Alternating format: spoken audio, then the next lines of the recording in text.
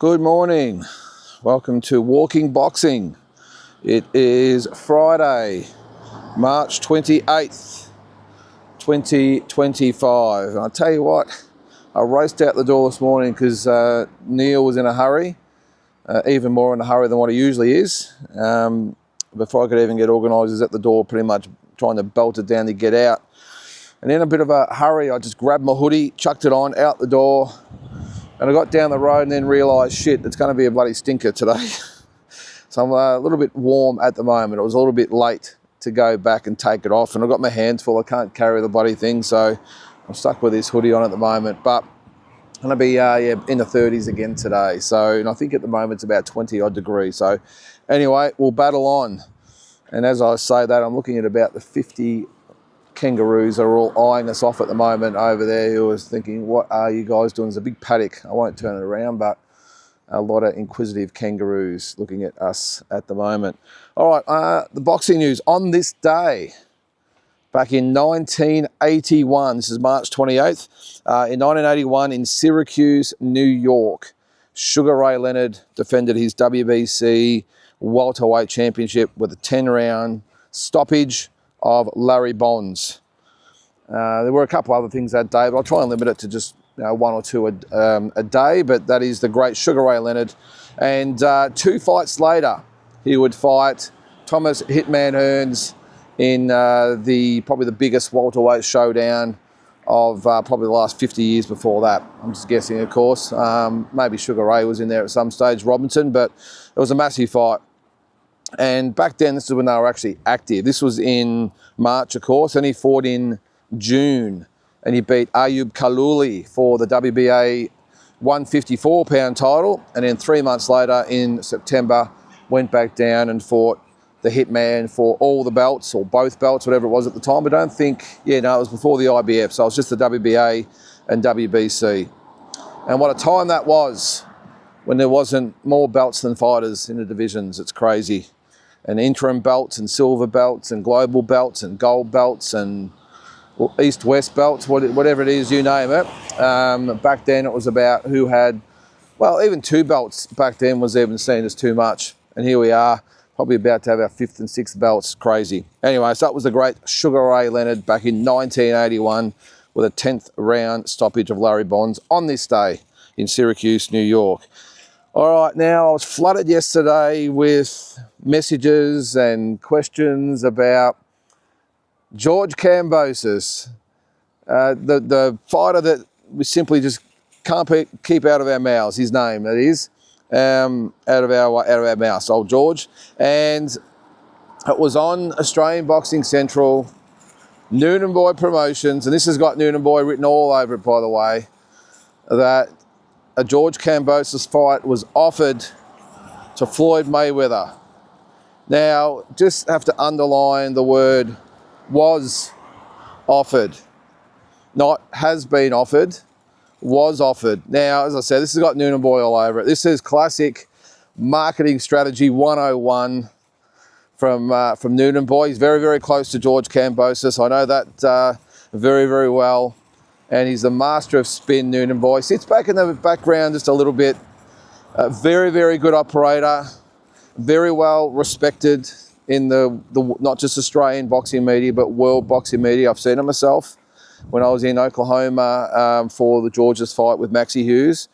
And very well known, and as I said, respected. So, but he's also, you can also spot an opportunity to market someone like George, who again he's very close with, and I think he spotted it on Richardson Hitchens' Instagram page. Now I tried to check that out, and it wasn't available. I got a feeling it's been deleted since then. Now I couldn't even make sense of what Richardson Hitchens had to say. If you've seen the post, you understand what I'm saying. It's just this dribble they all go on with these days, not just what they're saying, but how they say it and how they spell it. I can't make sense of this new age thing, these American fighters with mispronouncing words and misspelling words. And they've got the little, is it acronyms or whatever they are, I think that's what they're called, but I just couldn't make sense of what he was saying. But Noonan Boy can obviously make sense of what he's saying because he deciphered it and put it on his Noonan Boy page and then the Australian Boxing Central page, which he does control as well. And when I saw it, I thought, Noonan boy, you KGL bugger. You've got everyone talking. There's a lot of comments, a lot of discussion, a lot of people sent it to me. What's going on here? But as I said, the main thing to remember is it says was offered a fight. Now, when was he offered the fight? What was his response? Was it simply was it a phone call? Was it a text message? Was it an email? Was it a DM? How was he asked? And while he was at it, did he ask Evander Holyfield for a fight as well, or Larry Holmes, or Roberto Duran? Did he ask them as well? So I'm taking it with a grain of salt. Anyone can ask anyone for a fight or offer someone a fight, and maybe it was just hey Floyd, do you want to fight George Kambosos? No, thanks, that's a joke. Well, he was still asked, wasn't he? He was still offered the fight. So, look, I don't mean to make fun of it, but I would be staggered if that was, well, I'm not going to say it didn't happen, because it could have been Jim Kambosos ran into Floyd at a fight in some place, or Eddie Hearn said, hey Floyd, you know what would be a really good fight? You up against George Kambosos. And Floyd might have just laughed it off, but he still was offered the fight. So, yeah, hats off to Noonan boy. I'm not quite sure this one's going to get any traction though, mate, but I really admire that you've tried to look after your man, maybe take a little bit of the heat off the fight last week and put a little bit more positive spin on George. And I think it's great, but I would strongly doubt that, maybe it was offered, but I strongly doubt that Floyd actually considered it for more than about half a second. But you never know. Crazier things have happened, as we've found in the last few years with boxing, hasn't it? So, hey, if it is true, fantastic. But Noonan boy, come on, buddy. You got to do a bit more than that to pull the wool over our eyes. Crowded news though, didn't it? On all the sites. Everyone having a yak about it, phone calls, messages yesterday. But anyway, good on you, Noonan boy. All right, still on Australian boxing. We've had a couple of fights added to the Jaya Pataya. I was about to say Joseph Parker, but it's Jaya Pataya and his fight with Sawako in, was it May? And Connor Wallace wasn't announced the other day that he'll be on the card. Well, he's actually got an opponent. His name's Dylan. I'm going to say it's pronounced Colin, but he's from France. So I'm assuming it's pronounced Colin or something like that, Colin. But he's a Frenchman, 14-1, coming off a loss, but not a bad record, 14-1. Not a big knockout puncher, I don't think. I think he's only had the 4 knockouts or stoppages, whatever they are. But look, I think at this stage for Connor, it's just a matter of keeping busy, treading water, getting some rounds in. And I know once a lot of people hit box rec and everything like they always do, like I did, there'll probably be a few saying, who's this guy? But I get it. He's on the cusp of something big. He's so highly ranked with all the rankings with the organisations that he's just got to bide his time. And there's some things brewing at the moment. Of course, it's all about Better Beav and Bivol number 3. But Bivol has been ordered to fight or defend that WBC belt against David Benavides. So if he declines to fight Benavides, then you might see him stripped. Then if he maybe fights someone, maybe one of the other organisations, he can't fulfil their sanctions as well or their rankings, maybe he will do the same thing and maybe get stripped by them as well. So Connor's in a position where he could potentially be in line for a shot at one of those vacant titles. Anything can happen. So we've got the Jacks over there with their lights on. I hope that's not for me, but we'll see. So there's plenty of opportunities for Connor Wallace coming up. So I get that he's just got to keep busy. He's got to keep the fights coming and as I said, keep busy, keep winning, and the opportunity will come for him. On the undercard as well, Ben Mahoney will fight, now is it Jofa Montano from the Philippines, 19-5-1. So I'm not quite sure the credentials of Jofa. I had a quick look at him on BoxRec. Now he has, as it says there, 19-5-1, but he is on a 9-fight winning streak. Come on, buddy. He's on a 9-fight winning streak. So credential, but again with Ben Mahoney, I think it's just a matter of getting the rounds under the belt, keeping busy, and maybe potentially a Nikita Tszyu fight.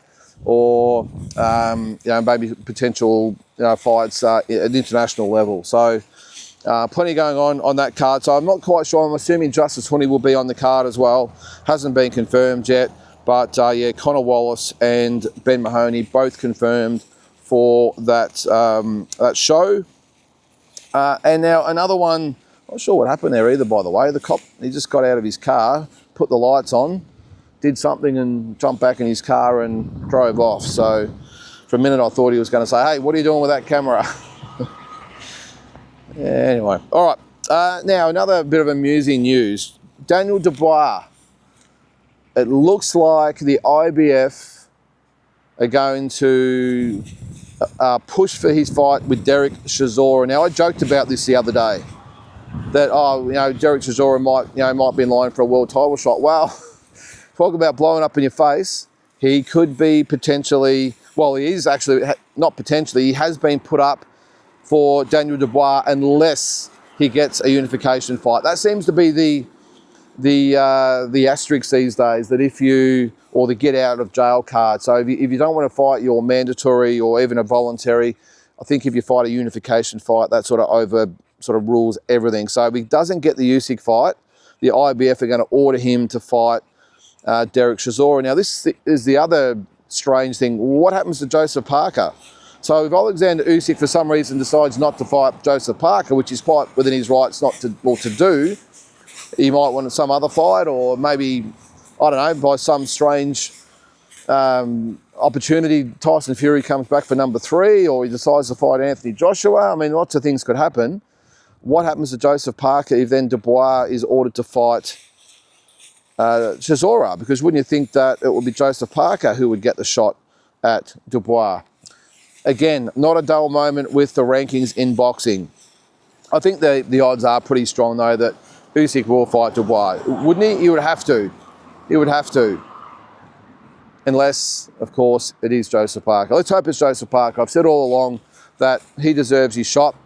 And now the other twist in this as well is that Eddie Hearn, with his number 1 man, he's the biggest fighter in his stable, Anthony Joshua. Now, he said something strange as well. He said, well, if we can't get Fury, which doesn't look likely at this stage because he's retired, we will obviously like maybe a fight with Usyk. That's not going to happen. Usyk's already beaten him twice.